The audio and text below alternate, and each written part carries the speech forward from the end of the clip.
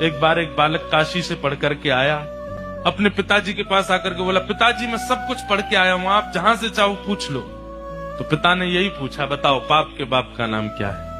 नहीं बता पाया। बोले ये तो नहीं पढ़ाया। गुरुजी ने बोले ढूंढ के आओ कौन है पाप के बाप। बालक ने कल पढ़ा ढूंढने के लिए, तभी 2-3 दिन निकल गए, कहीं से उत्तर नहीं मिला।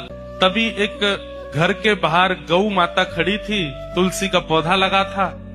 बालक ने सोचा किसी वैष्णव का घर है, 2-3 दिन हो गए कुछ खाया पिया नहीं, यहाँ पे कुछ पा लेता हूँ।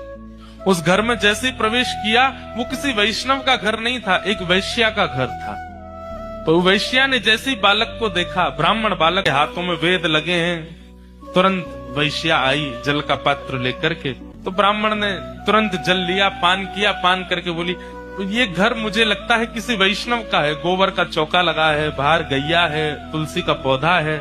वैश्या बोली वैष्णव का तो नहीं पता मैं हूं कि नहीं, पर मैं एक नगर वैश्या हूं। जैसे ही कहा नगर वैश्या, ब्राह्मण बालक तो तुरंत बाहर गया, वमन करने लगा।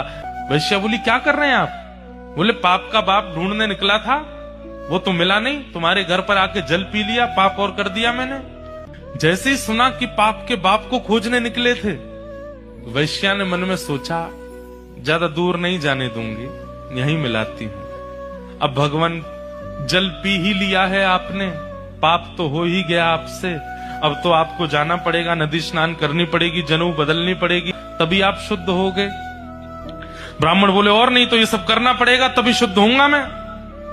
तो जब पाप हो ही गया है तो थोड़ा और कर लीजिए। बोले मतलब?